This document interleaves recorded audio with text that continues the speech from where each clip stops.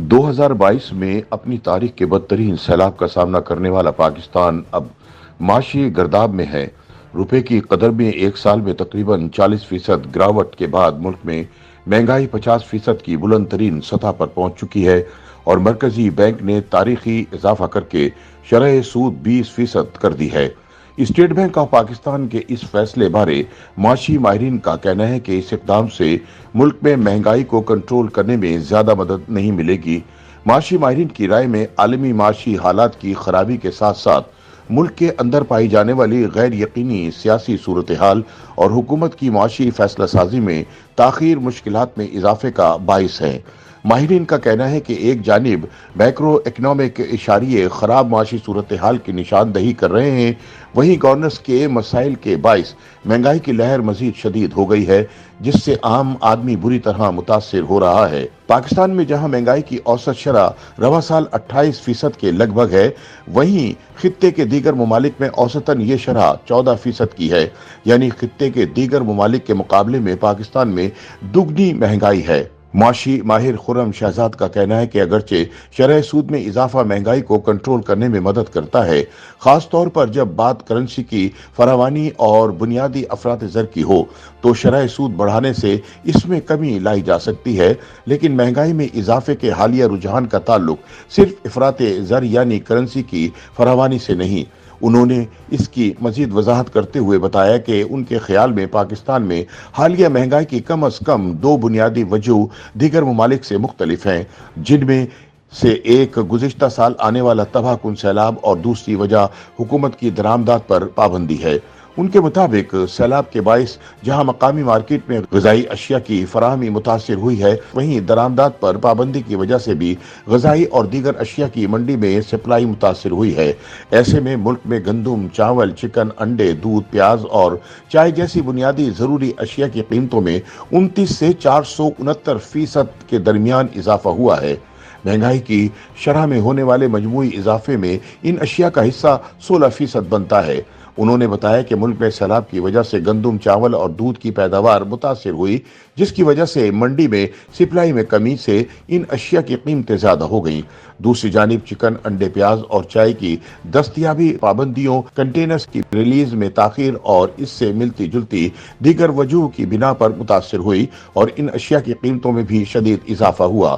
خیال رہے کہ حکومت کے پاس غیر ملکی زر مبادلہ کے کم ذخائر کی وجہ سے گزشتہ مہینوں میں ہزاروں کنٹینرز بندرگاہ پر موجود ہیں، جنہیں کلیئر کرنے کے لیے رقم دستیاب نہیں تھی۔ خرم شہزاد نے بتایا کہ یہ اشیاء روزانہ کے استعمال کی ہیں اور شرح سود زیادہ ہونے سے ان کی کھپت متاثر ہونے یا دوسرے الفاظ میں ان کی قیمتیں کم ہونے کا کوئی امکان نہیں ہے، لیکن دوسری جانب بلند شرح سود سے ہماری معیشت کے صرف دستاویزی شعبے ہی متاثر ہوں گے، جبکہ غیر دستاویزی یعنی گرے اکنامی پر کوئی فرق نہیں پڑے گا۔ یہ ہماری کل معیشت کا 40% ہے، لیکن ٹیکس نیٹ میں نہ ہونے سے پالیسی فیصلوں کا اس پر اثر نہیں پڑے گا۔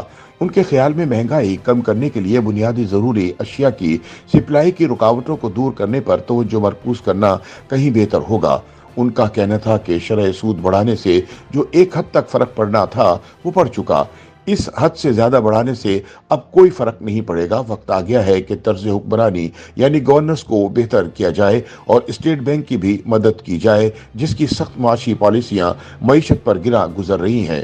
تجزیہ کاروں کا کہنا ہے کہ شرح سود میں اضافے سے ملک میں کاروباری اور صنعتی پہیے کو چلانے میں مشکلات میں مزید اضافہ ہوگا۔ گھر بنانے، گاڑی خریدنے یا چھوٹے کسانوں کے لیے بینک سے کم و بیش 25% شرح سود پر قرض لینا ناممکن ہو گیا ہے۔ تاجر اور صنعت کار جو اپنے کاروبار کو وسعت دینے یا چلانے کے لیے بینکوں سے قرض لیتے ہیں، وہ بھی انتہائی مہنگے داموں قرض لینے سے کترائیں گے۔ اس سے صنعتیں متاثر ہوں گی، جس کے نتیجے میں بے روزگاری بڑھے گی اور پیداوار کم ہو جائے گی۔ کراچی چیمبر آف کامرس کے صدر طارق یوسف کا کہنا ہے کہ اسٹیٹ بینک کی جانب سے پالیسی ریٹ میں 300 پوائنٹس اضافے کا اعلان قطعی طور پر ناقابل قبول ہے۔ اس اقدام سے قرضے لینے کی حوصلہ شکنی ہوگی۔ ان کا کہنا تھا کہ موجودہ حالات میں کاروبار 25% منافع کمانے کی پوزیشن میں بھی نہیں ہے، لہٰذا اتنی مہنگی شرح پر قرضہ لینے کے لیے کون جائے گا۔ یہ اقدام صنعت کاری کی حوصلہ شکنی کرے گا، جبکہ افراط زر میں اضافہ ہونے کے ساتھ ساتھ معیشت کے لیے سنگین مسائل پیدا کرے گا۔